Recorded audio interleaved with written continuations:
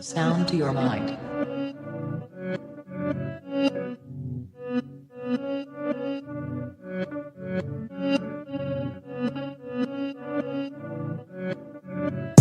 Breathe.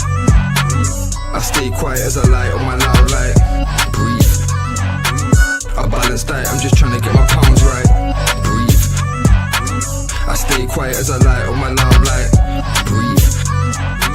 I balance diet, I'm just trying to get my pounds right. Shouts all on my team, I need more than a mattress support. In my dreams, could grab a few Zeds like I'm falling asleep, but I don't wanna wake for the morning. Grief, breathe.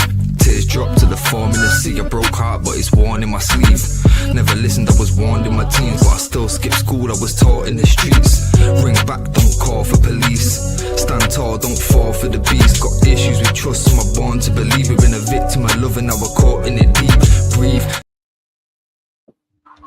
Yes, people, what's happening? And welcome back to Gav Goes In. Slightly a bit late, guys. Apologies. World Cup, Netherlands versus Japan. And you know what? I'm looking forward to this game, man, because I think Japan could be one of the surprises of this tournament. You know, the way that they dispatched of England in that friendly, you know, was a very good performance. And again, they're playing up against a Dutch team that, you know, probably the best team to never have won a World Cup with the amount of talent that those guys have. So, yeah, let's wait and see what happens, man. But I'm looking forward to this game. I think if Holland are not switched on, man, Japan will cause them problems because they've got energy in their front line. You know, they got that fluid front line as well. You know, they got Maeda, who plays for Celtic. You know, he's a problem. So, yeah, man, it's going to be a good game, man. So, kickoff is about to start in about a couple of minutes. Big up to Lumi each and every time as well. Says big up Gav. Big up to Babs One Diva each and every time. And big up to Foxy Danny as well. Big up to yourselves. Lumi says, my gosh, did you see how good Kai Havertz was? Can he win the Golden Boot? I think we have to be mindful, yeah? We have to be mindful of who Germany played. You know, I think Curacao, it's their first time in the tournament, you know, obviously scoring their first goal as well. And I think if you look at Curacao, yeah, what's actually funny is that I forgot that if you look at a lot of the Curacao players, a lot of them could have played for Holland. So I'm guessing Curacao must be near the Netherlands, because you look at Tahith Chong, they had Jurgen Locadia as well. There was someone else in there. Locadia, Tahith Chong, Sonye Hansen. I think a lot of them players could have played for Holland. So, again, Germany dispatching, was it 6-1? I think they beat them. And again, Kai Havertz got a couple, one from the penalty spot. So, yeah, I think it's important to just put it into perspective and just see how they get on. But, again, man, in fact, victory, you would have to say. And let's see what this game brings, because so far there's been a lot of goals in this tournament so far. You know, definitely a lot of goals.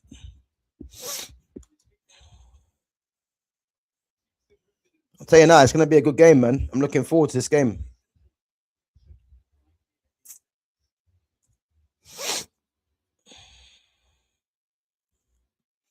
Guys, anyone suffer with hay fever? Anyone suffer with hay fever? I'll tell you what, yeah. This hay fever today has been mad. It's been mad for me. I'm not gonna lie. You know, I've been struggling the whole day with this hay fever. But I like Holland's team, man. Let me get Holland's team up quickly. So yeah, they're going with a back four. I'm surprised. Virgil van Dijk captaining, centre back with Jan Paul van Hecker. Denzel Dumfries at right back, Mickey van der Ven's playing left back, Bart Verbruggen's in goal, and then you've got Tijani Reinders, Ryan Gravenberch, and Frankie de Jong in the midfield. And the front line's actually surprising, to be honest with you, because Gakpo, Somerville, and Doniel Marlon. I didn't think at least two of them would start. I knew Gakpo would play, but I thought Somerville, being that it's his first tournament, um, um, I thought being that it's his first tournament, yeah, I actually thought that he would be on the bench making an impact, you know. But again, Ronald Koeman, man, he sprung a surprise for sure. And then you look at the Japan team as well. I think they're going for the 4-2. They're probably going for the 4-2, 4-2-4-2. Is that right? 4-2, no, 4-2-4-2. Sorry, 4-2-4-4-2. I think they might be going for traditional 4-4-2, maybe. You know, they got Ritsu Doan, who's their captain. I think he'll be playing on the right hand side. Takafusa Kubo, you know, is probably their most talented player. I think he plays in Spain still for Real Sociedad. Daisen Maeda, you know, he's a live wire. You know, has been playing through the middle for Celtic. And then you've got one sec. Then you've got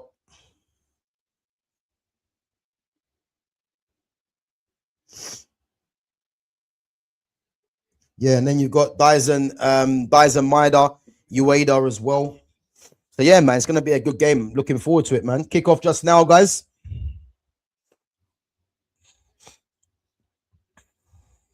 Do you take any tablets for your hay fever? I do.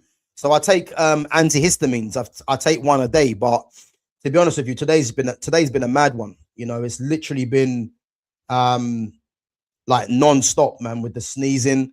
Thank God I'm not rubbing my eyes, but the sneezing's been crazy. I'm not gonna lie, it's been absolutely crazy. And again, I think with the hay fever, man, it makes you feel a bit tired as well.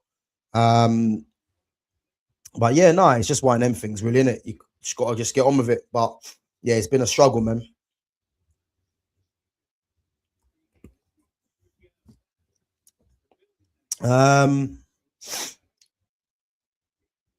So are you enjoying the World Cup so far? You know what? It's been, I'll be honest with you, it's been all right. It's been all right. It's not, I don't think it's really got going so far, if I'm honest. You know, I think there's still, you know, there's games that I still want to see. And I believe this World Cup gets going when it hits the round of 32. I think that's when it's probably going to kick off. But apart from that, it's been all right. But one thing I will say, there's been a lot of goals involved. Hell of a lot of goals. So yeah, it's been one of them ones, really. It's been interesting.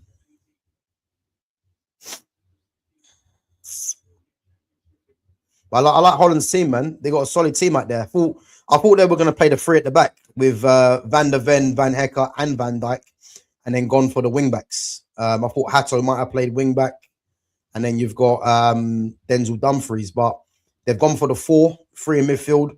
Again, Reinders doesn't really play regularly for Man City, but again, he's managed to get himself a start. So yeah, man. Somerville's on the right, man. I'm shocked Somerville's playing. Didn't think Somerville would start, I'll be honest.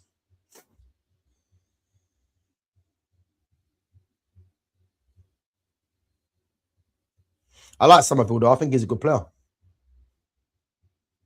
I don't think he'll be playing in the Championship next season. I think someone will come in for him. Good play. Good play. Ooh, unlucky. Donny Marlon. Good save from Suzuki. Good strength from Donny Marlon, man, to be fair. I think Aston Villa as well, yeah. I think Aston Villa messed up with letting him go. Because I think they should have kept him to the end of the season. And then, you know, maybe if they kept him, you never know. They could have finished slightly higher at the table. You never know. But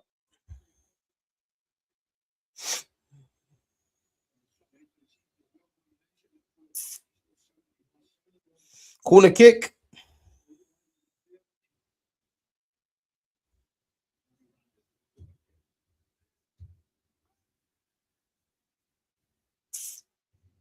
Guys, what's your predictions for this game? What's your predictions? What we going with? I'm gonna say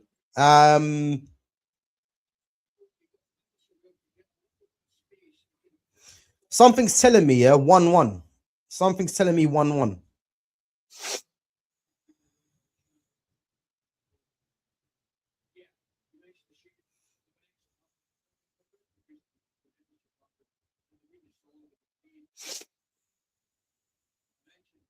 Good play. Oh, okay.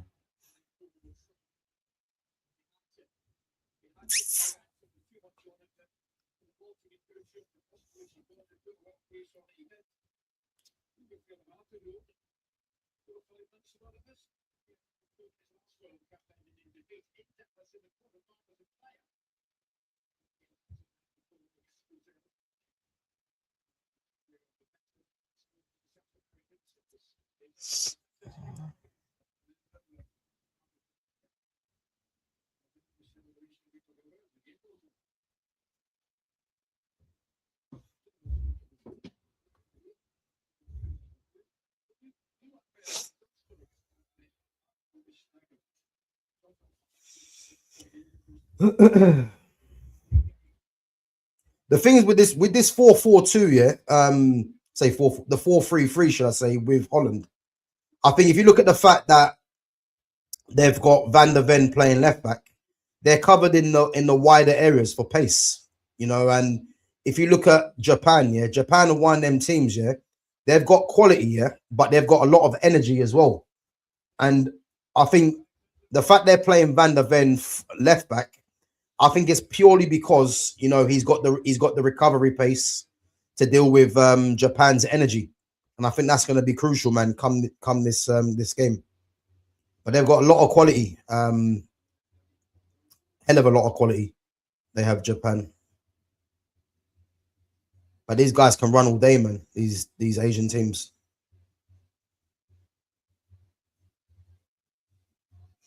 Free kick.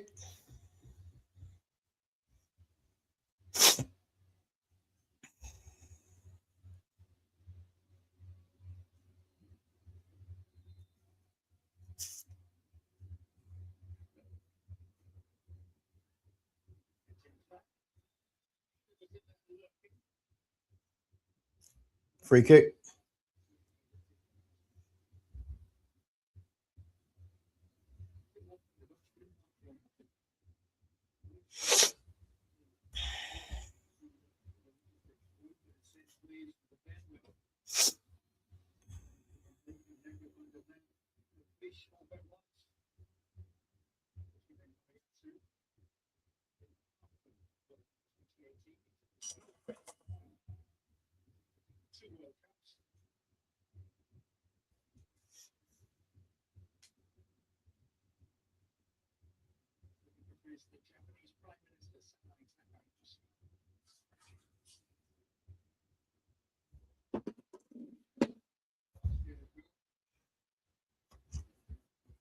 Seven-minutes in, guys. Yeah, big up, man. Big up yourself. Big up.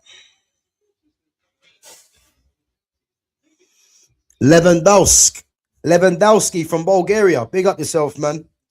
Where you from? You from Plovdiv?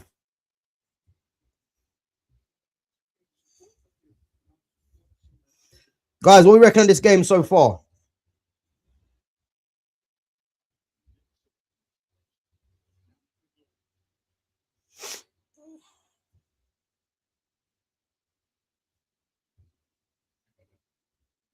Oh yeah, Sophia, yeah? Okay, man. Big up yourself. Guys, what do you reckon in this game? What we going for? What score we going for in this game? I think 1-1, you know. I think both teams will score.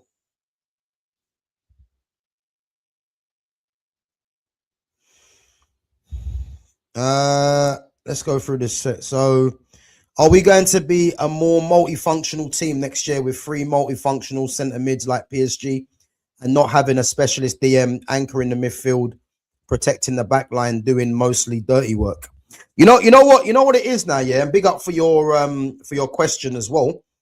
You know what a lot of people are not actually realizing, yeah. I keep hearing Man United are trying to buy a number 6. Yeah. Man United don't play with a lone 6, by the way. Man United play with 2 double pivots.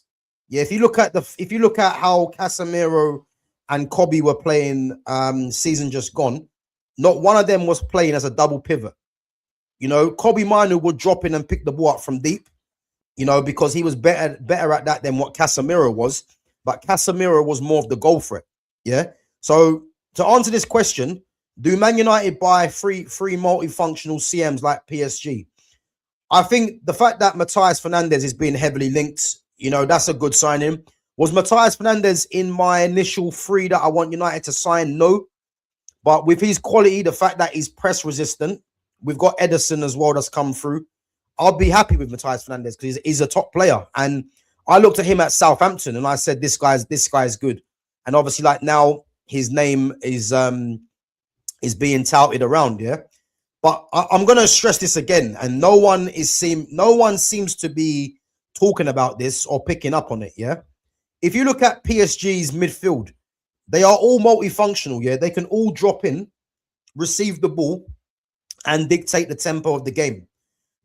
But the massive difference that those teams have, yeah, they've got a left-footed central midfielder in Fabian Ruiz. So if you look at all the players they had that play in there, you've got Vitinha, you've got João Neves, you've got Fabian Ruiz, and you've got Warren Zaire-Emery.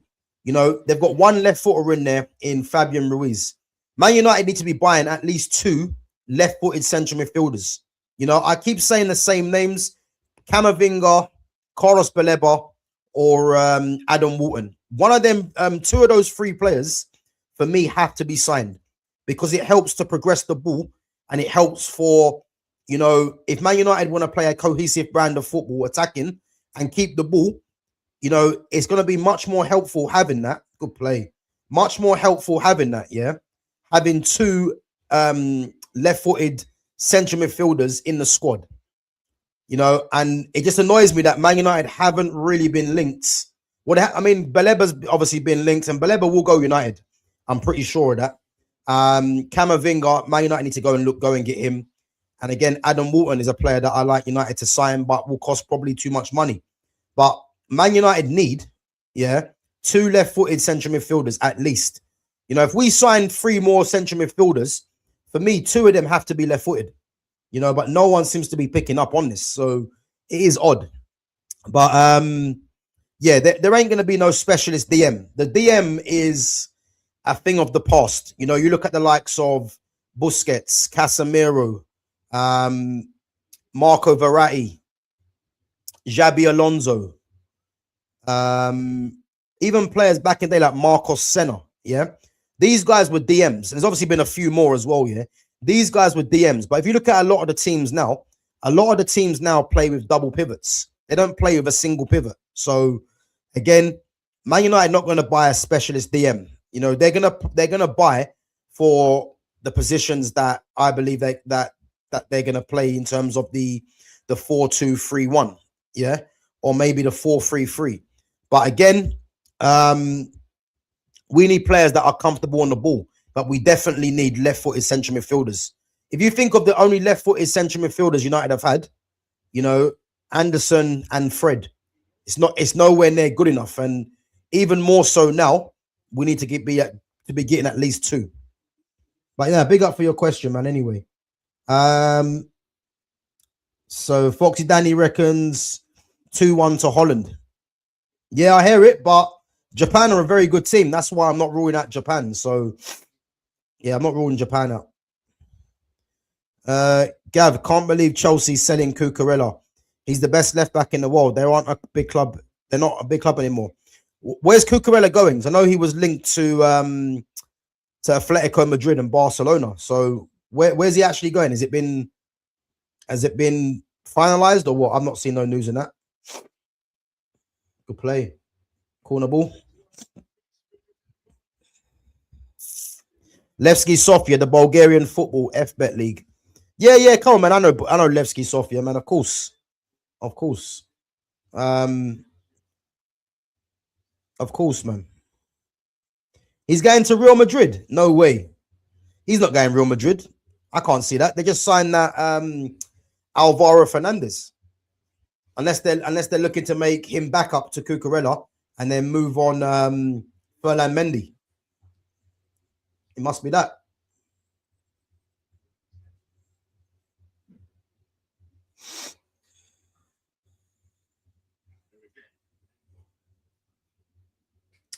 We'll be fine without a specialist anchor DM in the Prem because of how fast-paced and intense the league is to defend the transitions compared to League R.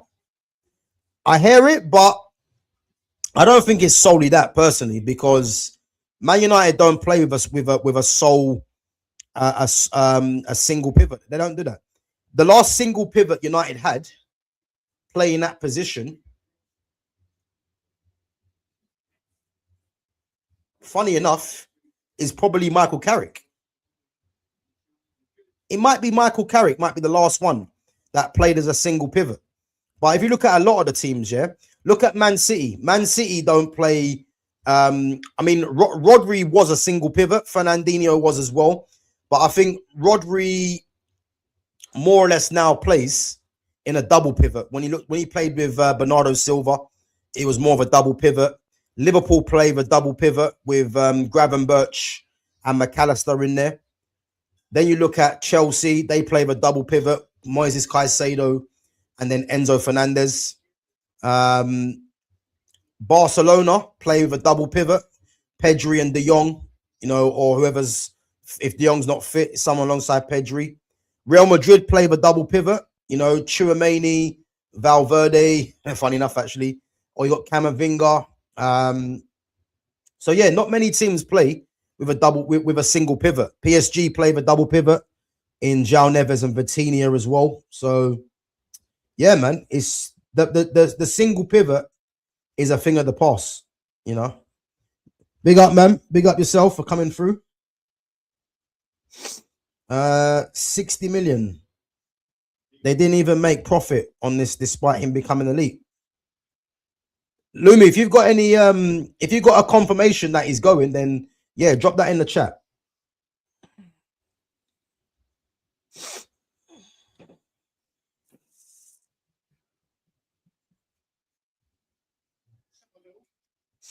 My dream midfield signings are Ederson, Matthias Fernandez, Eduardo Camavinga, Alex Scott is another right-footed CM. Yeah, listen, I like Alex Scott. I like all the players we've been linked to. Yeah, I like all them. I think they're all good players. Elliot Anderson for me was never coming Man United, you know, and there's no way we should be spending 120 million on a player that has no Champions League experience, hasn't played a major international tournament until now. You just don't do that, regardless of what anyone says. Yeah, not to mention that there's players that are out there that are either better than him or on the same level that will cost less. So I don't want Elliot Anderson for that money.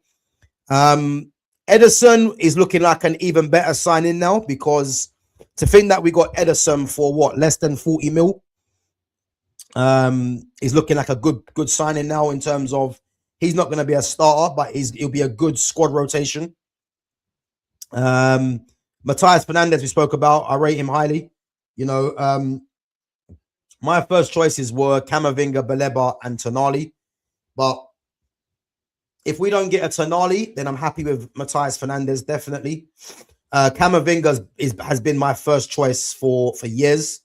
And I just don't understand why, unless he comes out and says he's not leaving, Man United need to be all over that, because you're going to be getting a player, yeah, that is going to be hungry. The fact that he's missed out on France's World Cup selection, you're getting a player that's hungry. You're getting a player that's managing to stay fit now as well. And you're getting a player that's 23 years of age, and he's primed to become the midfielder that a lot of people think that he is, because this is a guy that made his debut for Rennes when he was 15. You know what I'm trying to say? And then he's 23 now. It's been a bit of a stop and start career for him so far. But this guy is, for me, when he's fit and he's playing regularly, he's one of the best midfielders in the world, easily. He is. And if Real Madrid was to say like he can go, you'll be getting him for cheap in comparison to what a lot of other players are going for now. So we just need to be all over that for me. you know. But yeah, Alex Scott's another one. I think for me, it's got to be Alex Scott or Fernandez. And I'm only saying that because, as you've mentioned, Alex Scott is right-footed, and we need to be getting two left-footed central midfielders. As I said, no one seems to be talking on it, which is odd, because if we want to play good football, which I believe Carrick wants to do next season, then we're going to need to be buying, you know, left-footed central midfielders for the balance of the team. You know, I keep saying it, but all you keep hearing is that we're getting linked to right-footed players, which don't make no sense. You know, Holland's starting to get their foot on the ball now, though. I like Holland's midfield, man. De Jong, Gravenberch, and Reinders. That's got a lot of quality in there. That might arguably be, yeah.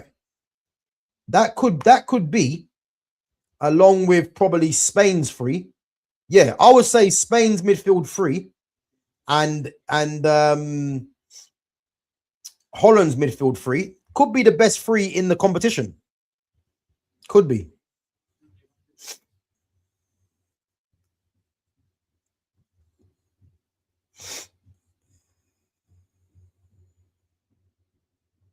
Mamadou Sangare. Is he left-footed, yeah? Is he left-footed? If he's left-footed, yeah, I don't think I've seen him play, I'll be honest with you. I'll hold my hands up, and I don't think I've seen him play, yeah. But if he's left-footed, then I can understand the what United are looking at now. Because Man United need left-footed central midfielders. Like, the fact that the noise has been so quiet around that, yeah, is concerning. But I just think this Sangare, he might be an option, yeah, if Man United can't get their preferred choices, in my opinion. But if he's left-footed and he's got quality, bring him in. Bring him in. Bring him in, man. 100%. We need at least two left-footed central midfielders.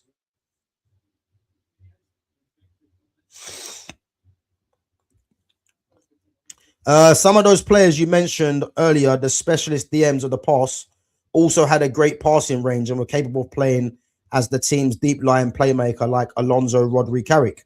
Yeah, my guy. Listen, 100% agree.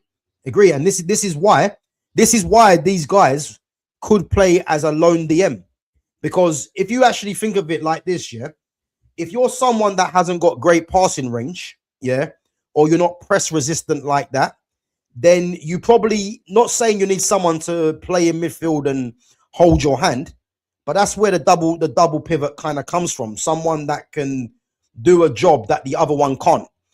Some of the greats of the games, like if you look at Busquets, yeah, Busquets never had a long passing range, but he was press resistant as they came. You know, he could take the ball under any position, you know, under pressure, and distribute. You know what I'm trying to say? Verratti had passing range. Xabi Alonso had passing range.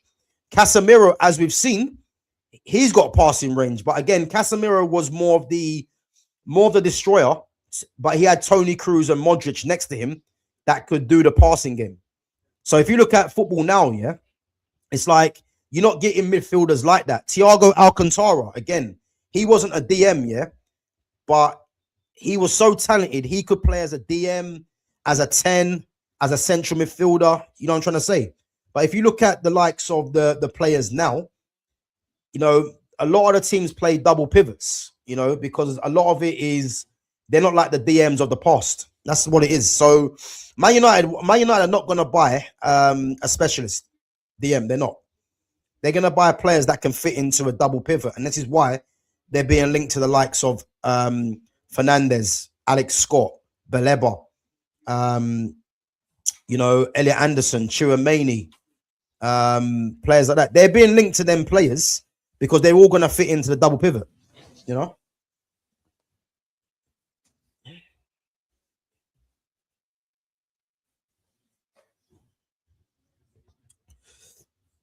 Gav, if I was Caicedo, I'd be asking for United move. Lumi, listen, you're getting me too excited, man. Listen, if we was to get Caicedo, like we should have got him for what? We could have got Caicedo, yeah, for like 1 million when he was in Ecuador, and we fumbled it. So Yeah, that's not going to happen. And even if Caicedo was to leave, you have to think of how much Chelsea paid for him. Chelsea paid 100 mil for him, or over 100 mil. They're going to want their money back. So as much as I would love Caicedo, yeah, because Caicedo's a signing that, again, I want two left-footed midfielders, yeah. But when someone like a Caicedo becomes available, like, you have to break the bank, you would say, for a player like that. You know, and this is why I say, yeah, if you look at Caicedo, he's got Champions League experience, yeah. He's one of the best midfielders in the world. He's got international experience, and Chelsea paid over 100 mil for him. So someone like him, you won't even mind paying that kind of money for him, because you're going to get your money back. You know, but Chelsea are not going to do that deal. It seems too good to be true. PSG play a 3-man midfield, exactly. But look at the balance they've got. They've got Fabian Ruiz, who's left-footed, and then they've got Vitinha, who plays at the base, you would say, and then you've got João Neves. But those three there are all interchangeable, because 1 minute you might see Fabian Ruiz pop up in the center, or you might see João Neves. So they're interchangeable. But the main thing for them is that they've got a balance there, someone being left-footed as well.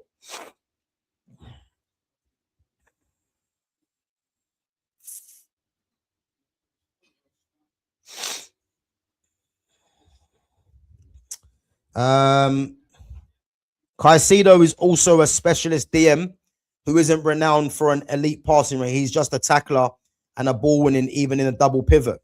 But again, this is what I'm saying. If you look at someone like Caicedo, yeah, you get different types of whether you want to call them specialists. You get the passer, or you get the all-round, all-action midfielder. And that's what Caicedo fits. You know what I'm saying? Caicedo hasn't got the passing range of a Verratti, let's say, you know, or he hasn't got the press resistance of a Busquets. But what Caicedo is, he's probably a bit of both, you know, but to an all-round level, you know. So yeah, but again, yeah, he's more. I wouldn't say he's just a tackler or a ball winner, because I think that takes away from him, because he has got quality. But you know, the specialist DMs that I like to call them are your Busquets. These guys were specialists because there was no one like them in the world. Whereas someone like Caicedo, you would get more of his profile in football today, rather than you're not really going to get a Busquets really like that. Someone like Busquets. Busquets had no pace, no strength, but the guy was just, his brain was just too good, you know, too alert, you know. And as I said, getting someone like a Busquets again, yeah, you're not really going to find players like that, unfortunately, because the game's going a different way, you know. Let's go through this questionnaire. So, do you think when Yamal is fit, Torres plays on the left wing or Baena? So, again, if you haven't seen my, I've done the World Cup series, so I went through all the major teams in this World Cup competition. So I went through all the players that were chosen, and I went through the likely lineups as well. Some of the lineups I've got spot on. Some of them I've been surprised, but you know, you could always see good play. Japan are dangerous, you know. But what's going to happen with their team? Yeah, I think I'll get their team spot on. So I believe what Spain do. Yeah, I think Spain are going to go with their keeper's interesting, because you've got Unai Simon, who's been their number one for a while, but he's conceded a lot of goals this season. Then you've got Juan Garcia, who plays for Barcelona, but he's the least experienced. And then you've got David Raya, yeah, who's coming off the back of a Premier League title, however dubious it is, yeah. But what Spain like to do is they like to have their goalkeeper plying their trade in their country, because it helps with, when it comes to the build-up of play, they've got familiarity. Now, if you look at Juan Garcia plays for Barcelona with Pau Kabasi, and Pau Kabasi, I believe, is going to start. So they've already got that relationship already. Whereas David Raya hasn't got a relationship with any of them centre-backs, really, because obviously he's playing in the Premier League. Whereas Unai Simon's been their goalkeeper for a while, so he's got that relationship with the back four. You know, and let's not forget as well, Unai Simon was their goalkeeper in the last Euros. So I think they can pick between either three, but I'm gonna say they go with Juan Garcia, and then I think they'll play with Pau Kabasi and Aymeric Laporte at centre back. Cucurella will play left back. Right back is gonna be, I think it should be Porro, but I think they're gonna play Marcos Llorente from Atletico Madrid. I think he plays there. And then they're going to play. And the reason I think he plays there is because he's actually a central midfielder. And if they want to outnumber opposition, he can step in, you know, and outnumber them from right back. So I think that's what they do. And then they've got the midfield is going to be Rodri, Pedri. And obviously Rodri's the captain. So it'll be Rodri, Pedri, and Fabian Ruiz, midfield three. And then the front three is going to be Yamal from the right, Nico Williams on the left. And then I think they're going to play Mikel Arafabal as the false nine. I think that'll be their lineup for the first game. You know, I'll be very surprised, you know, if that's not the team, you know. But I like Alex Baena. He's a good player, but he's not going to start. Again, he'll be a bench option. And the same with Ferran Torres. Again, Ferran Torres, I believe, plays through the middle for Spain. And I think Ferran Torres he could start ahead of Arafabal, but Arafabal, the fact that Arafabal comes to the ball a lot more, he might get the nod, you know. But I think Ferran Torres will be, you know, probably first off the bench if they want to change things. Yamal won't start tomorrow.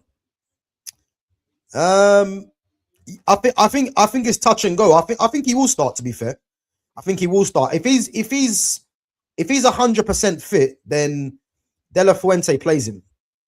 He will play him, you know. But if he's not fit, then again they'll bring in someone else. But the only problem is that the player that they're bringing in is going to be a right-footed player because they haven't got no left-footed players that play out wide apart from Yamal, and Arafabal's a false nine. So yeah, man, got Yeremy Pino. Obviously, he's right-footed. So yeah, we'll have to wait and see. Guys, make sure you're smashing the like as well. Make sure you smash the like button if you're enjoying the content or enjoying the watch along. 30 minutes, 31 minutes gone, 0-0 still.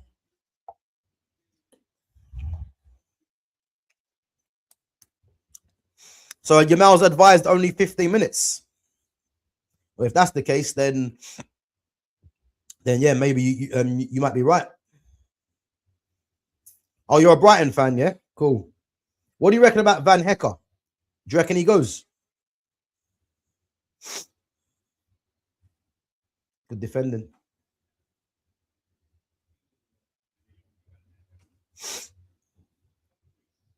This Japanese team, yeah, they're gonna be a tough team to beat. I'm telling you.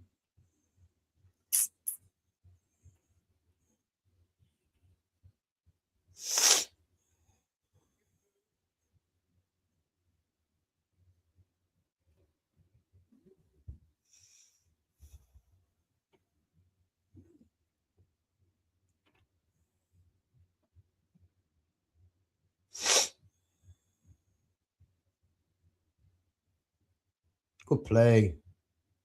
Messed up though. Corner kick, Netherlands. So once United do get their midfielders, who will be the main passer and dictating play from the deep and controlling the game as the team's deep line playmaker will it be mainly Matthias Fernandes? But again, this is a great question, yeah? And this is why, whether people like it or not, yeah, this is why I'm interested to see what United do on their midfield, who they buy. Because when I keep saying that the key to all this, yeah, is what happens with Bruno Fernandes. Because if Man United want to play a patient passing game, and dictate the tempo, unfortunately, it's going to have to be without Bruno Fernandes. Because if you check what's going to happen, let's say Bruno stays, yeah. If Man United adopt their approach to dominating possession, what's going to happen is that Bruno's numbers will go down. Because the way that Man United play gung-ho, yeah, Bruno gets a lot of credit for his supposed assists, yeah, because Man United play at times without much control. Now, if Carrick wants to go to being more ball possession, ball domination, yeah, something has to give. And what's going to happen? It's either going to be Man United dominate the ball, but Bruno loses out on the stats, or Bruno will get decent stats, but Man United don't dominate the ball. So this is why I'm saying, yeah, whatever happens with what we do with the midfield is going to be telling, because this is why I'm always saying, if we want to play good football, it's going to have to be without Bruno Fernandes, because you go and buy Matthias Fernandes, yeah? Fernandes is expecting to start. Kobe has to start. So that's 2 players already, yeah? And then we're assuming it's going to be Bruno if he does stay. Now, if you get in, let's say, you got Ederson, who'll be a squad player. But let's say we sign, for argument's sake, Alex Scott, yeah? Alex Scott, for me, is not going to come from Bournemouth, where he's playing week in, week out, to then be on the bench. Even though Man United is a bigger club, he's not going to do that. So the fact that we're being linked to players that you would assume, because if Camavinga comes to Man United, he's starting. You know, Baleba. People will say Baleba's not going to start because of his form for Brighton, and I hear it. But again, when you're paying that sort of money, which what he might cost, he'll be expecting to start the game. So all the players we're being linked with are going to be starters. But the thing is, it's difficult to kind of say who's going to dictate what, because we don't know what we've got yet. Because if you've got Matthias Fernandes coming in, Matthias Fernandes is actually a number 10, but has dropped back to playing as a central midfielder now. He can play in a double pivot, yeah? So he can dictate the tempo of the game because he's press resistant, yeah? And he can pass long and short as well. So a lot of it depends on our recruitment. And at the moment, it's kind of difficult to say who's going to do what based on the non-activity in that midfield. You know what I'm trying to say? So, but what I would say is that at this moment in time, Kobe Mino is the only midfielder. So Kobe's game for me will be dictated on who we sign.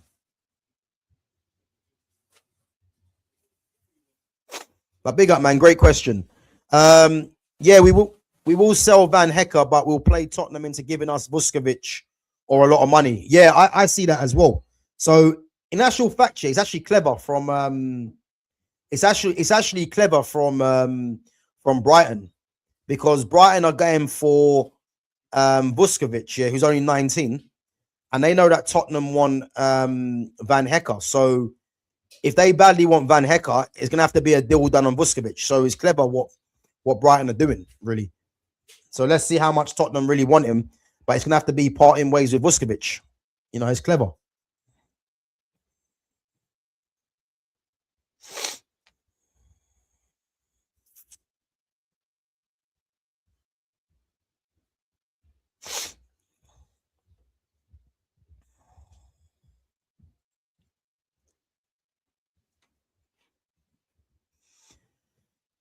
Good win for Australia. Turkey were disappointing. Nestori Irakunda looked really good, only 20 years old as well. One to look out for the future. Yeah, I didn't see the game. But yeah, man, it's a good result for Australia, because Turkey are one of them teams, yeah, that when it comes to World Cup, they can cause a surprise. You know what I'm trying to say? So the fact that Australia beat them 2-0 is decent. You know, it's decent. But yeah, Nestori Irakunda, I've heard of him. I've not seen him play though. But what is he? Is he a winger? What? I'll tell you who looked good though. Buadi, who plays for Lille. He looked very good. You know, and there was talk about him, Man United being linked to him before, but he looked very good. You know, composed, only 18 years of age as well.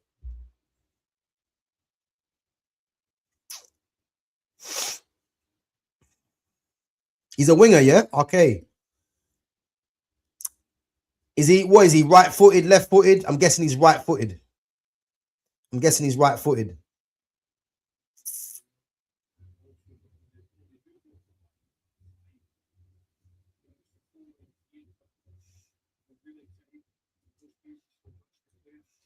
Not much going on with this game, guys, man. It's okay, so he's right-footed, plays on the left. Yeah, I mean, I don't see Man United signing him personally. Again, you've got players around that sort of age. You know, you've got Antonio Nusa for Leipzig. There's been talk about Diamande.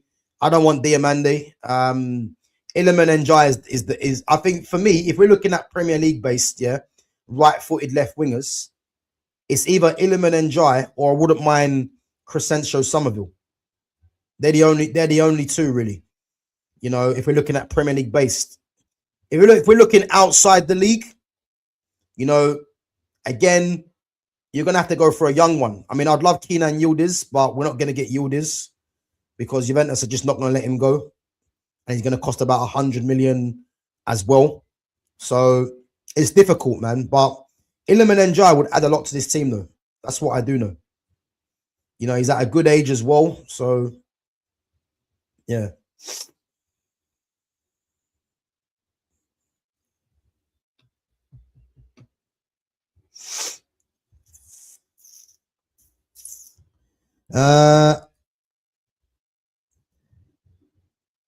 I play Dorgu at the left wing and bring in a left back. You know what? I've heard this a lot, yeah. And like, don't get me wrong, yeah. I can see why people think Dorgu should be a left winger because of what he's been doing lately as a winger. I can see it, yeah. But for me, I prefer the inverted. I prefer left footers on the right, right footers on the left. You know, I just prefer that style of play. And obviously, unless I mean, if they was going to play Dorgu as a right winger, then I'll be like, cool. But I don't particularly want to see Dorgu, the fact that he's left-footed, playing as a left winger. Because I've always said, yeah, I look at Dorgu, and Dorgu could be our answer to Alphonso Davies at Bayern Munich as an attacking left back. That's how I've always seen him. But if Carrick thinks he's going to be a winger, then again, we have to go and get a left back. But I'd prefer Dorgu personally as an attacking left back because I prefer the overlapping fullbacks. You know, imagine having Dorgu as an attacking left back, and then you've got Iliman Njai, or you've got Cunha, you know, coming in field because you've got the attacking instincts of Dorgu at left back. I'd much prefer that, but don't know if United are going to do that personally, you know. Guys, we're making of this game so far.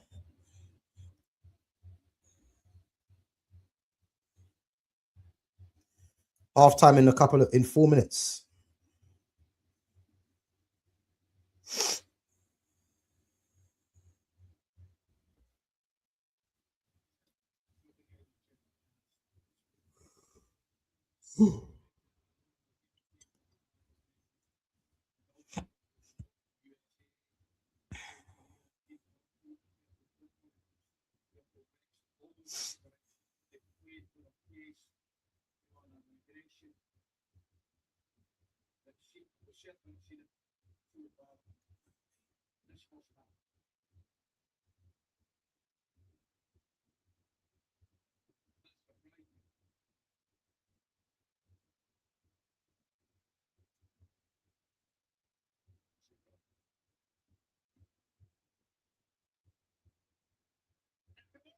Oh, unlucky.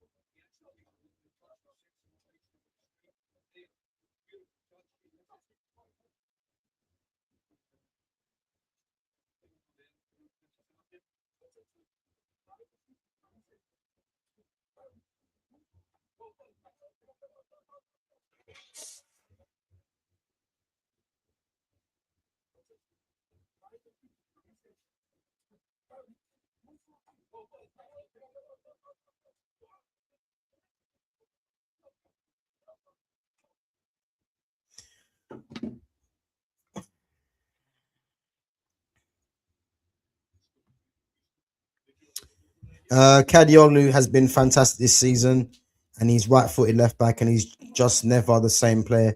Yeah, Kadioglu is very good. He's very good, but again, we should have signed Kadioglu when he left Fenerbahce. We should have got him straight away. But again, I don't want to see right-footed left backs and left-footed right backs, even though you don't really get that. You know, I just want to see players that are left-footed playing left back, players that are right-footed. Great ball. Oh, unlucky. Players that are right-footed playing right back. The only time I want to see the inverted is in the final third. You know, when you got the wingers. But yeah, he's a good player, man. Kadioglu, very good player.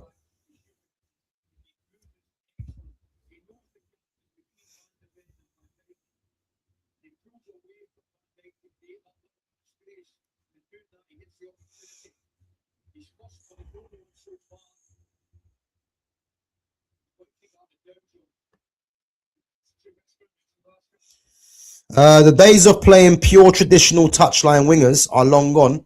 I can't believe we are persisting with Dorgu at left back. But again, if Patrick Dorgu's a winger and he plays on the left hand side, that's exactly what he's going to be, a touchline winger. And the reason for that is because he's left footed. So naturally, he's going to be drifting out to the further side of the pitch because he's left footed.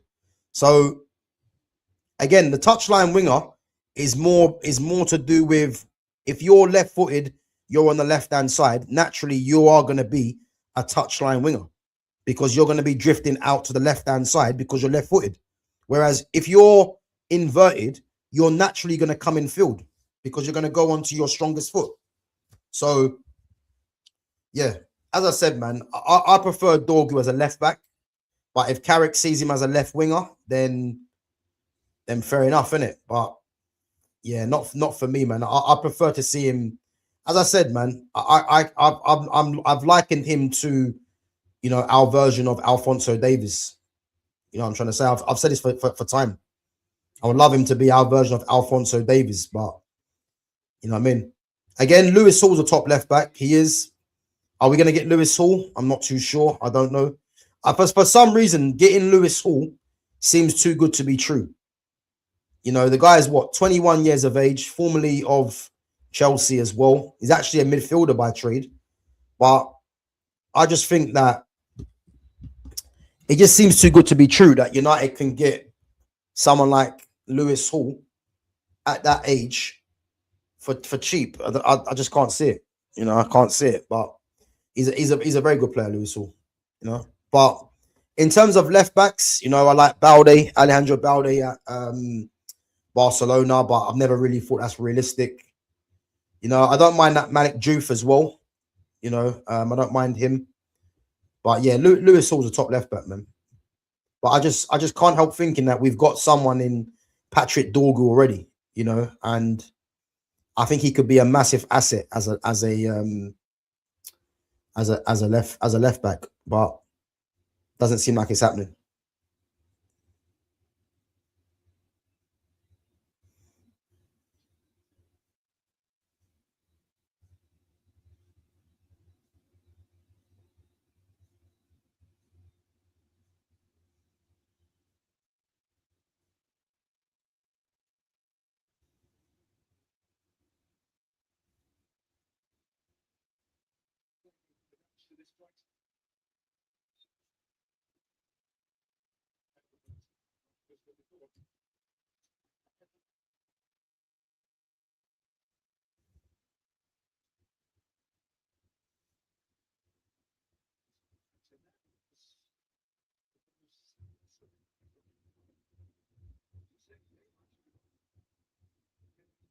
Half time.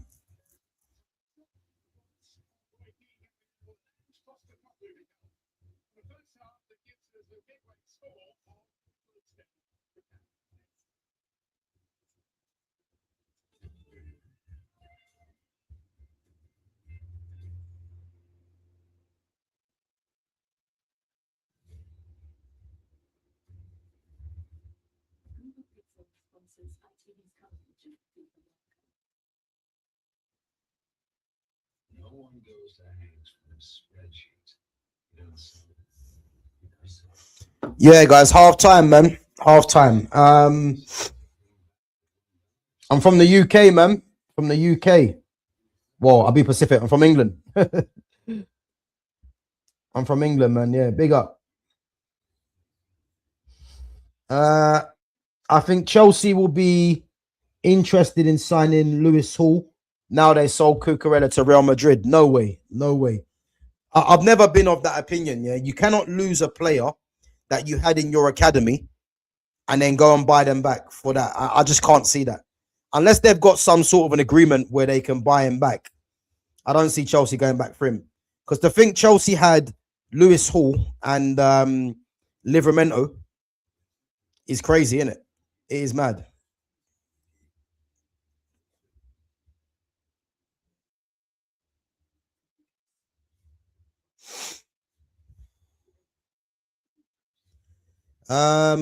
But the thing is, even if Dorgu is at left back as our own version of Alphonso Davies, we need to be able to unlock low blocks, someone who can stretch pitch and overload the final third.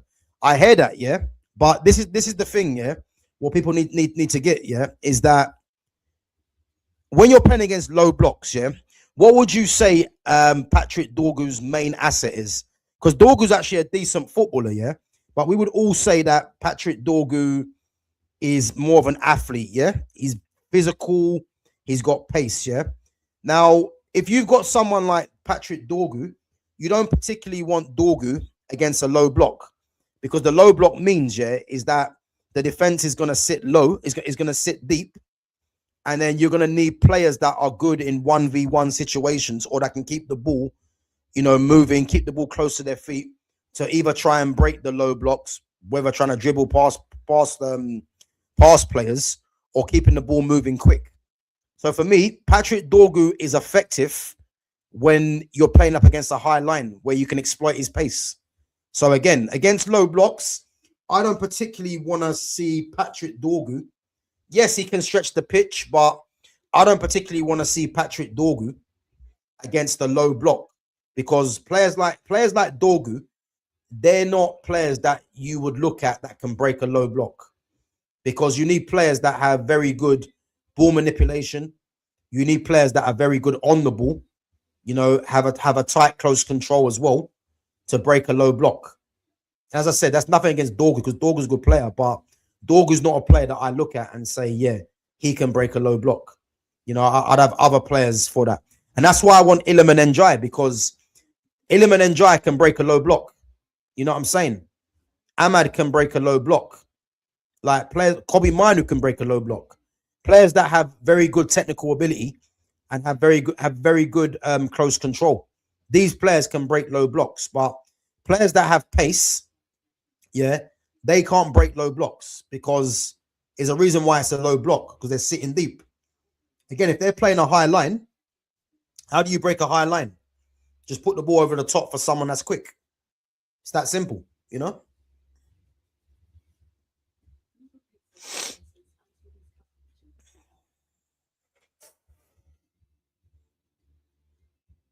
Pascal Gross can break a low block.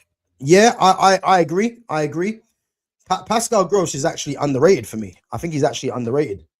You know, again, I believe he's in the Germany squad as well.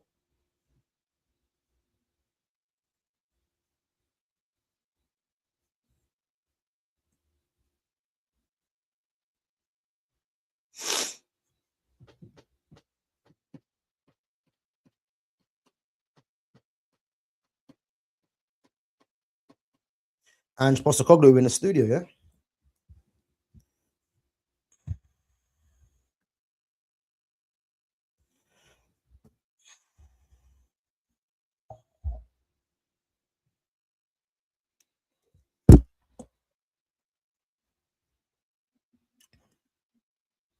Save.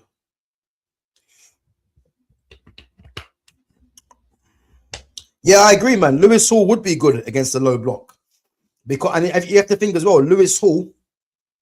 You know, Lewis Hall is actually a you know, he's actually a central midfielder, so he'll be good against a low block because he's got high technique. He has. But players that have pace, you know, not, and again, because I think it's taking it away from Dorgu. Dorgu's actually a lot better, a lot better player than what he's given credit for. But he's not someone that you would rely on to break a low block. He's not, because it requires a different skill set to break a low block.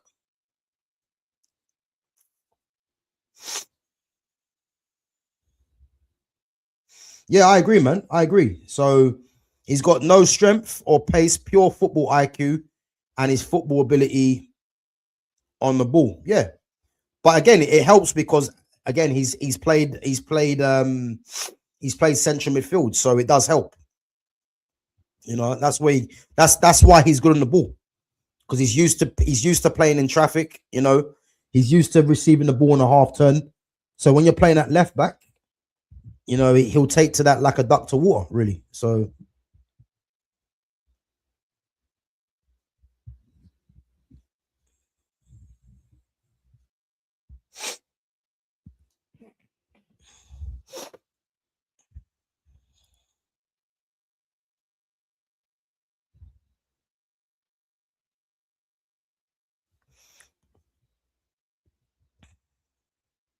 next season, a lot of teams will start to respect us by defending very deep.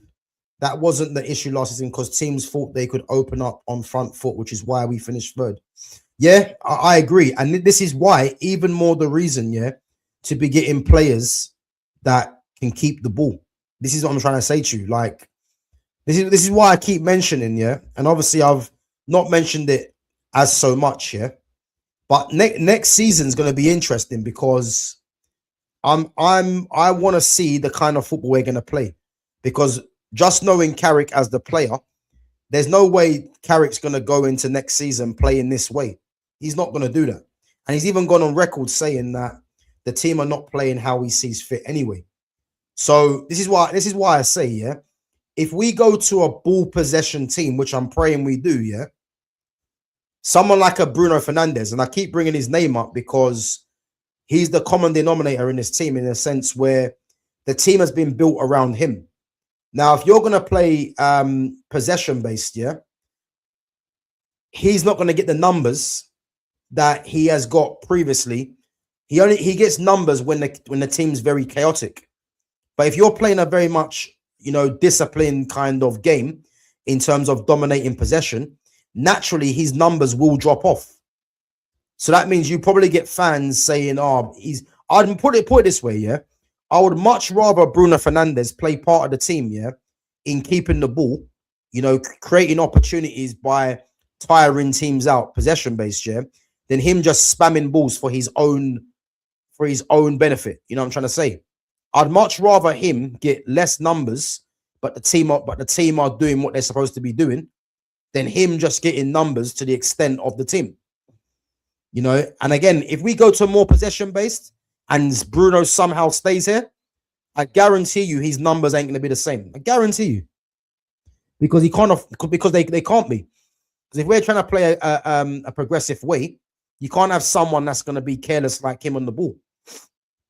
So yeah, let's wait and see what happens.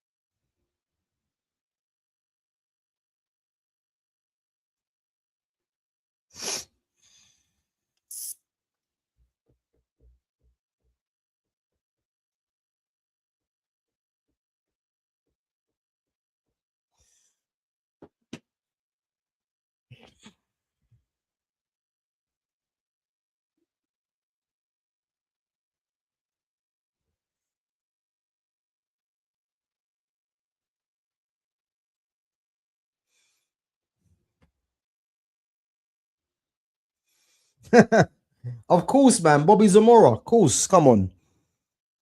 Of course, Bobby Zamora is to be at West Ham. Obviously Brighton. Yeah, man. Bobby Zamora was a very good player. Left-footed as well. He was a very good. He was underrated, Bobby Zamora. Very underrated. Yeah, man. Him and what's his name? Your other legend, the other striker. I forgot his name. Um, the guys who score goals, man. I forgot his name. I've got his face, but I can't remember his name. What's his name again? Nah, not Dempsey. Dempsey. What? Clint Dempsey. Nah, not Clint Dempsey. That was for Fulham. Dempsey. I'm talking about for Brighton. What's his name? The striker, man. The guys who score goals for you guys. You know him, man. You know him. He's a striker, ex-striker for Brighton. He scored goals for you guys, man. He was a horrible player, but he scored goals. Glenn Murray, that's the one. Is it Glenn Murray? Is it Glenn Murray? Yeah, Glenn Murray. Yeah, that's the one. Glenn Murray, man. I think he was Scottish, wasn't he?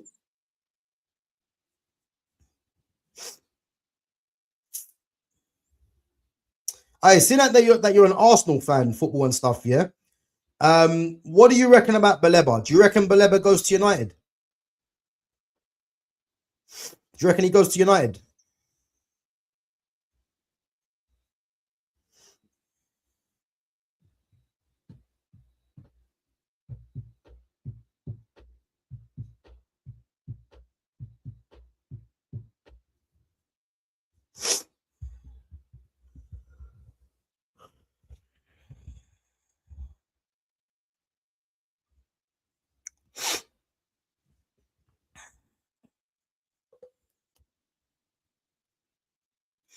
Mm.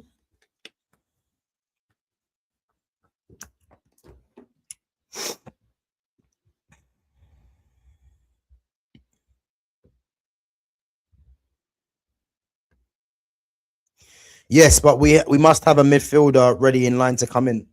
Yeah, but I mean, the business that Brighton do, man, they've got someone lined up anyway. So yeah, I got no doubts that they'll have someone lined up. But how much do you reckon that Brighton will sell him for? In your honest opinion, how much do you reckon?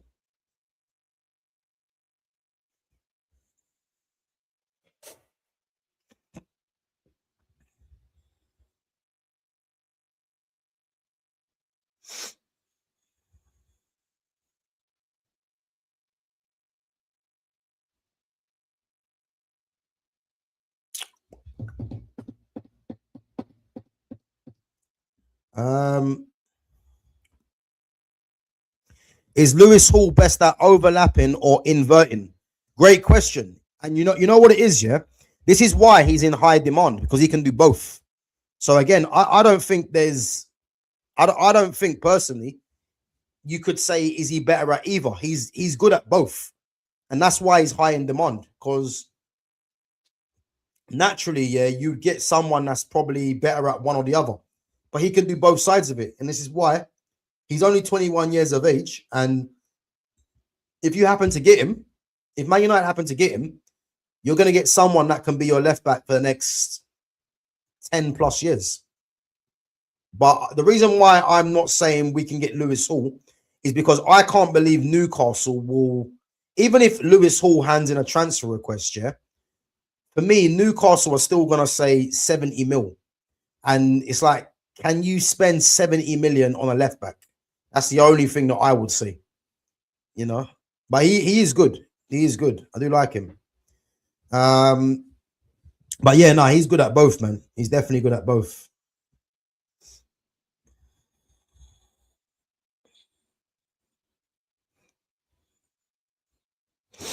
But the thing is, with us losing Baleba, he is a physical ball winning, breaking down play midfielder, and Gross isn't that, and Ayari is that, and Gomez.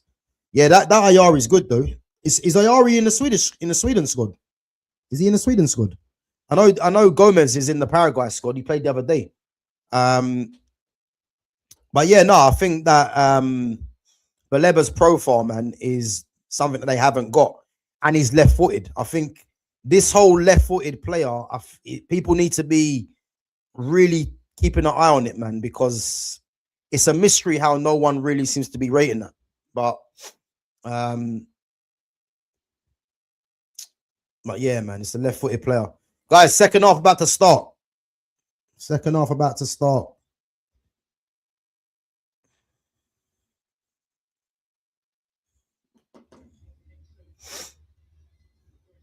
It won't even surprise me, yeah, if it ends a draw. I'm telling you. Won't even surprise me if it ends a draw.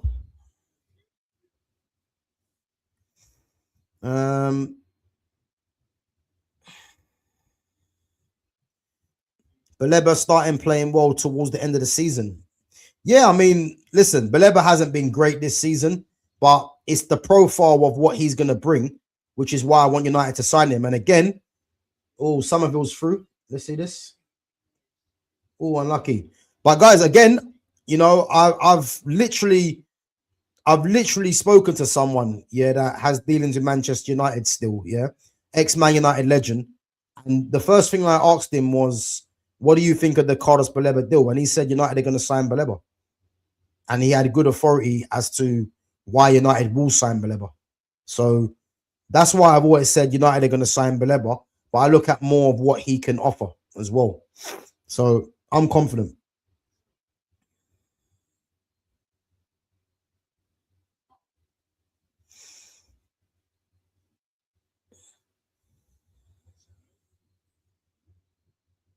Yeah, Matt Sweefer, he's in a Dutch squad as well. Obviously he can play right back as well, innit?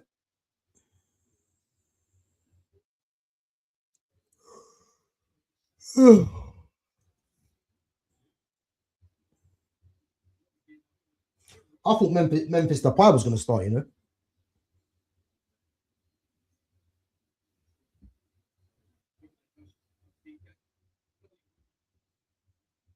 Remember Zion Suzuki? Man United were linked to him as well. Good ball. Okay.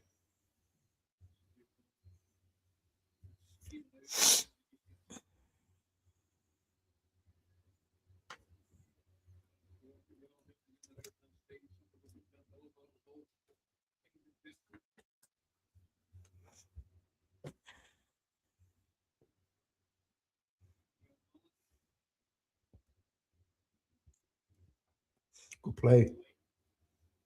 Good play.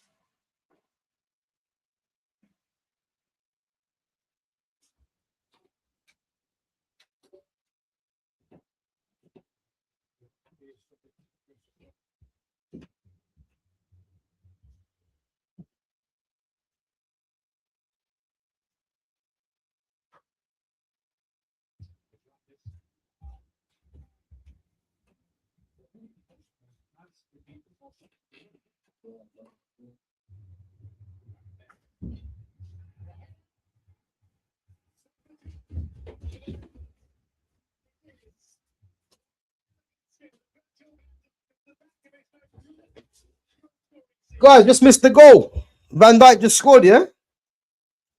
Virgil just missed the goal. 1-0.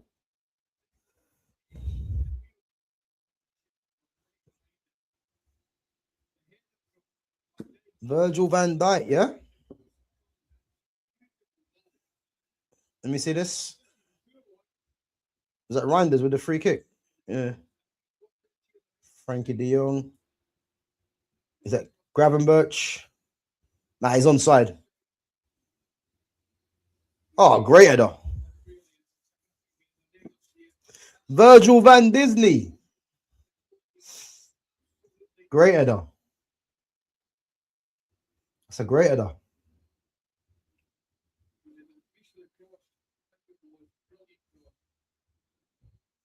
Great header. Van Dijk off the mark.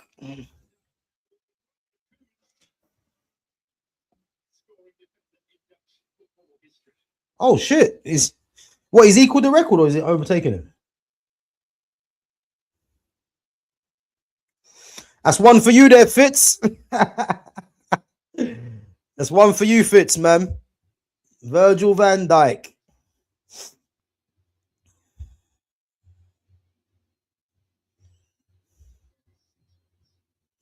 Virgil van Disney.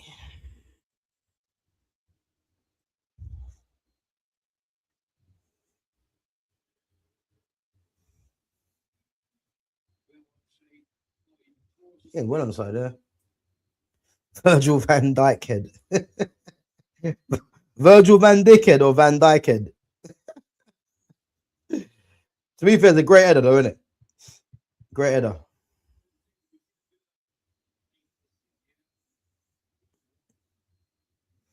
Thing is though, Holland are annoying, isn't it? Because they're one of them teams, yeah, that they've got a lot of quality in their squad, yeah, but they always flatter to deceive, man. It's just annoying.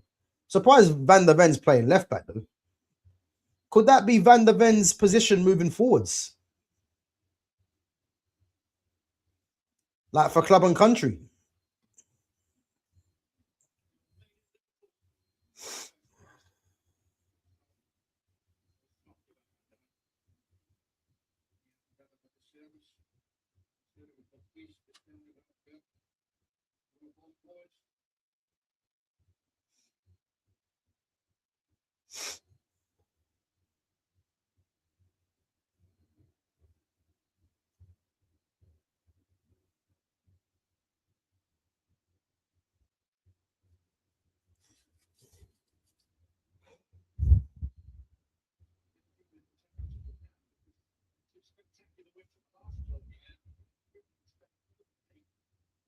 th Netherlands goal, 93rd appearance for Van Dis. I'm fine with either Edison, Matthias Fernandes, Baleba, or Edison, Matthias Fernandes, Camavinga as our three main midfield signings this summer.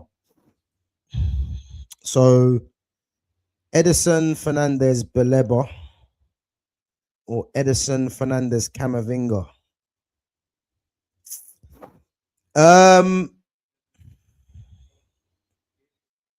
I mean, yeah, I mean, to be honest with you, I hear that, yeah, but I just can't move away from the necessity that we need left-footed midfielders. And the fact that we've got Kobe already, who's right-footed, yeah, Edison's been signed, he's right-footed. If we get Matthias Fernandes, he's right-footed already. That's 3 central midfielders, and there's no left footer. So that means we're going to have 1 left-footed player. So this is why I say we need at least 2. You know, and if you look at our team as well, yeah, apart from, so look at the players that play centrally, yeah, you've got Heaven, Lissandro Martinez, yeah, and then you've got Ahmad is a 10, but Ahmad plays more out wide. That ain't enough for a squad to have, you know, 3 left-footed players from the whole squad that plays centrally. Like Luke Shaw's left back, Dorgu plays out wide. That's it. For me, it's not enough. So I think Edison's been signed. As I said, he's a backup. Fernandez, I like, of course. Baleba, left-footed, and his profile. Camavinga's the one for me, really. You know, but let's just see. Oh, good play. But let's just see what they do in it, because I'm optimistic of the business that we might do. So I'm just waiting to see, man. But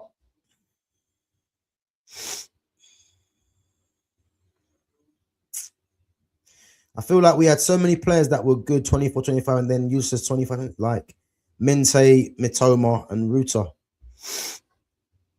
Yeah, I wonder if you can keep hold of all them. That's what I would say.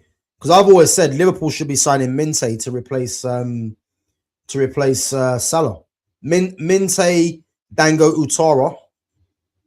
You know, oh, good pace from Gravenberch there. Minte or Dango Utara for me should be the replacements for Salah. You know, they won't offer the goals that Salah gets, but they'll offer a different threat. You know, so it's a bit surprising why they haven't really looked at them. I think Minte would be an awful Salah replacement. No, but the thing is, the reason I'm saying Minte here is because don't look at the goal side of it. Yeah, look at what Minte offers. Minte's got raw pace. You know, he's physically strong. He's left-footed like Salah as well, and he's African like Salah. So he will offer a different threat to Salah. But if they want to go like for like replacement, oh, what a goal! 1-1. Good finish. I told you, man. Japan are a good team. They're a very good team. They're a very good team, man. They're a very good team. 1-1. 1-1. Yeah, listen, I'm not saying that Minte is a world beater. That's not what I'm saying. What I'm trying to say is that what Salah offered, because like putting the goals to the side, yeah. What does Salah offer in his final season for Liverpool? Not much, yeah. But if you're looking at Minte as someone that can rival Salah's pace, rival his strength, he has that, and he's left-footed. So it just depends what kind of way Liverpool are going to go. And I think Minte would be good under Iraola, because Iraola likes to play with his team, pressing high, you know, players that have high energy as well. And I think those players, I think Minte would fit that team. Definitely thinks he would. I definitely think he would fit it. Him and Dango Utara. And again, Dango Utara used to be at Bournemouth under Iraola. So could work, man. Could work.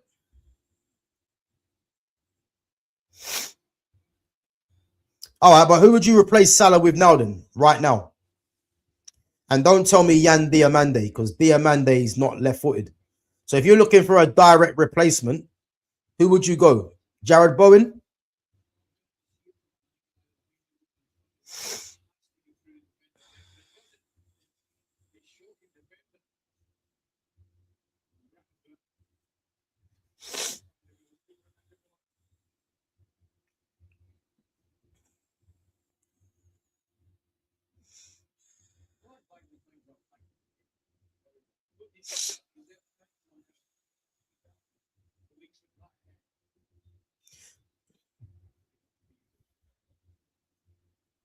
To be fair, this wouldn't be a bad idea, you know. That like I rate that, yeah. So you replace Salah with Bowen for a few seasons, then go for Minte. To be fair, that's not actually bad. The only problem is how much would Bowen cost? Because do you go and spend? Because I think Bowen's what 30. Do you go and spend 60 million on Bowen, 70 million on Bowen, and then go for a Minte after? I don't know. I don't know. But to be fair, that's probably not a bad shout, because Bowen gets goals. He's experienced in the league. He's left-footed as well. So yeah, the Bowen one could be a good one. That could be a good one. So I hear it.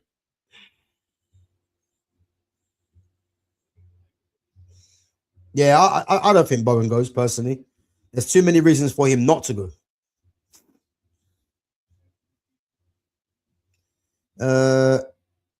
Gaz, right, United balance will be without. Yeah, listen, the left-footed one's important, man. It is. It's definitely important for me.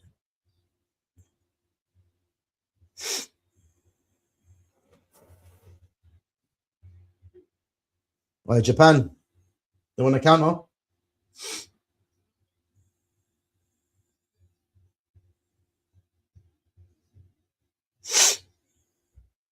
You think Salah down tooled, Chris? Yeah, you think he down tooled? What, you think he down tooled? I don't think he down tooled. I just think Salah just lost his pace, and I think he got exposed for the average footballer that he is. You know, I think that's what happened.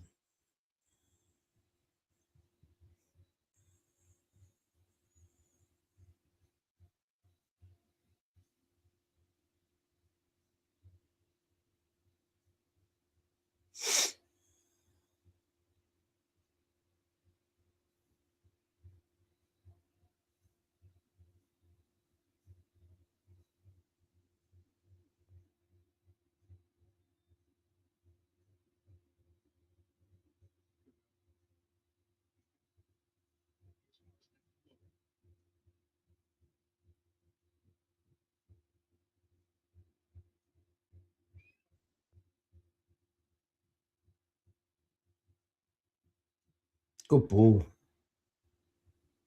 Oh, unlucky.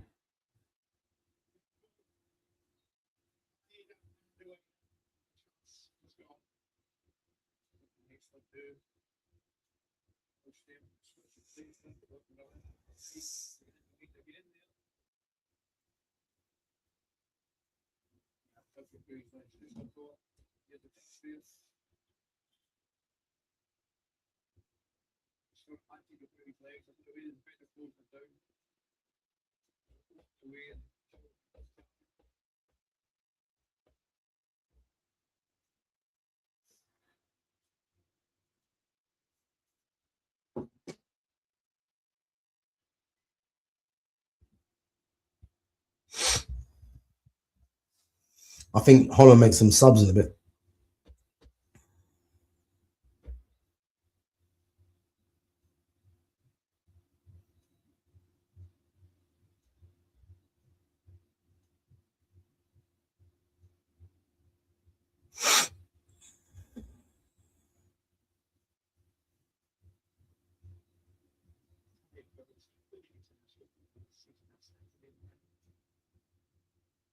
Good play, Gravenberch. We should have got Gravenberch before he went Liverpool, man. Pissed. Oh, what a finish! Crescencio Somerville! Somerville! What a finish. I told you that about this guy, you know. What a finish. Left foot. I told you about this Somerville. If we can't go and get Iliman and Jai, just go and bring Somerville, man. He's already shown at West Ham, yeah, what he's got, man. In a better team, he's a problem. I didn't even think Somerville would start this tournament. But he's proven to be a problem. Great goal. On his left foot as well. Great finish. Great finish. Somerville.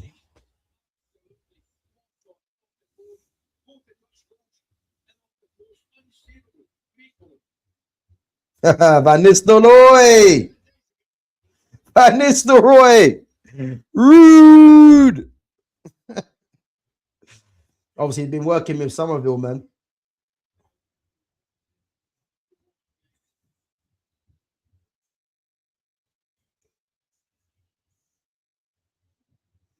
Ricardo Orsolini, yeah?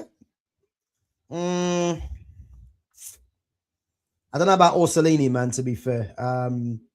I think Liverpool will probably be looking at someone a bit better than Orsolini. I mean, Orsolini technically is very good, but I think they'll be looking at someone a bit better than that, if I'm honest.